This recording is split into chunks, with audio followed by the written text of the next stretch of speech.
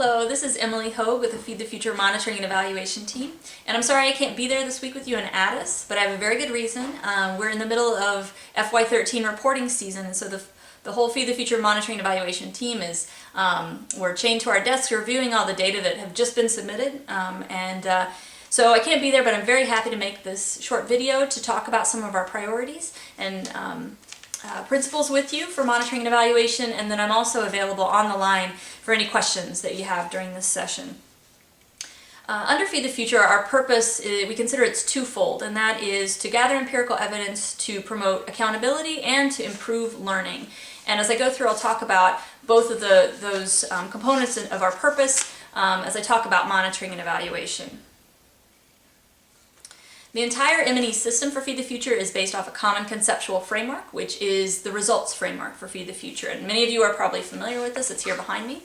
The framework is based off of the definition for food security that's promoted by the United Nations Food and Agriculture Organization, which includes availability, access, stability, and utilization as essential components of Feed the Future. So building off of that definition, the results framework maps out the causal pathways from our specific interventions and their outputs up to the outcomes and objectives they hope to achieve, and then on up to the goal at the top of the results framework. It's the goal of the initiative, which is to reduce poverty and hunger. In addition to mapping out our causal pathways, we also articulate specific indicators for each of the objectives of the results framework, and that our partners can use in programs, Feed the Future programs around the world.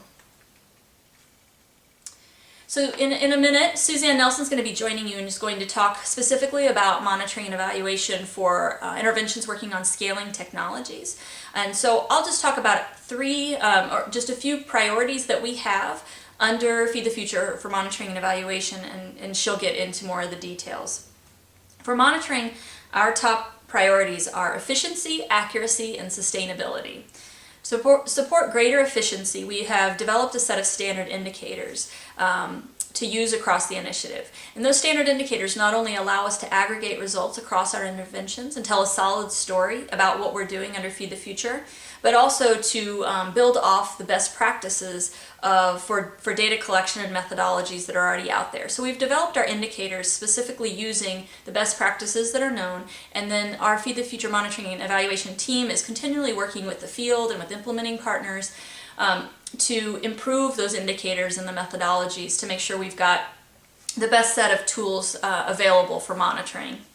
Additionally, we've tried to align with and integrate with partner nations and other donors and implementing partners for monitoring efforts. And so there's a series, besides standardization, we're attempting to align so that with other partners so that we reduce our efforts for monitoring and data collection where possible.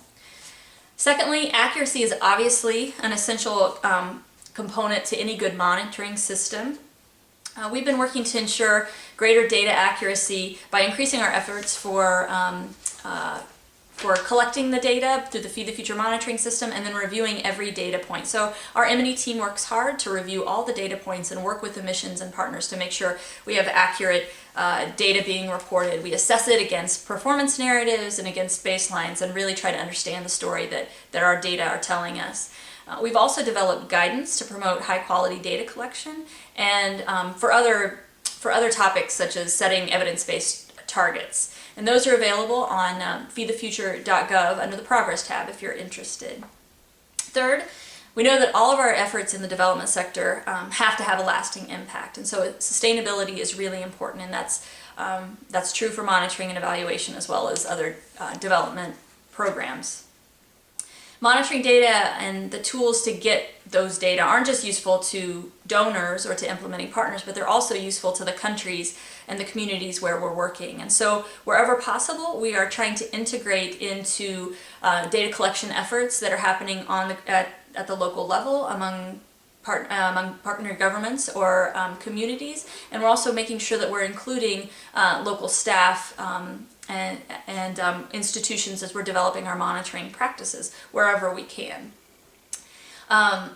One other specific intervention that we have, or our effort, is the Bureau for Food Security, and a couple of our missions have been supporting or working with experts at the U.S. Department of Agriculture's Economic Research Service and the National Agricultural Statistical Service to assess the quality and capacity of partner nations' data systems, specifically in agriculture. And so we work with partner nations and at their request review the quality and capacity of their data systems and make recommendations or action plans to improve their ag systems. So far, in partnership with FAO and other donors, USDA has conducted assessments in Tanzania, Ghana, Bangladesh, Rwanda, and Uganda, and we've had some really fruitful efforts there, especially Tanzania and Bangladesh. The countries are moving forward and working to strengthen their ag systems, and that's going to help them generate better data for their ag sector, and that's essential to having for policymakers as well as for the private sector. In the area of scaling, this is really important because the types of things that we're trying to track related to adoption and production can be very useful and can be collected through national stats systems. And so it's important to know that those efforts are going on and build into those as much as we can for the data generation for tracking what's going on as we scale technologies.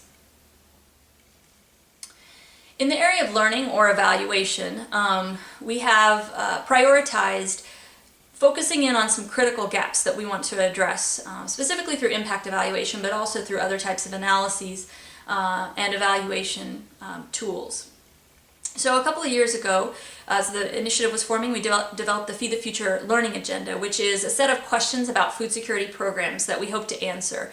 And these are really the big gaps in terms of knowing what food security interventions work and how they work and what are most cost effective.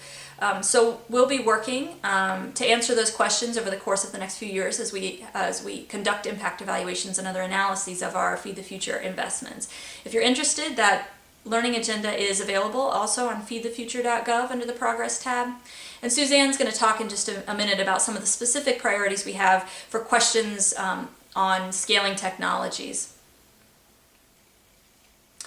So that's it, just a few priorities that we have and that we wanted to convey to you. And Suzanne will, again, focus in on the nuts and bolts of monitoring and evaluation for scaling. If you have any questions, feel free to direct them to me at ehogue@usa.gov. And I'll also be available on the line to answer questions throughout this session.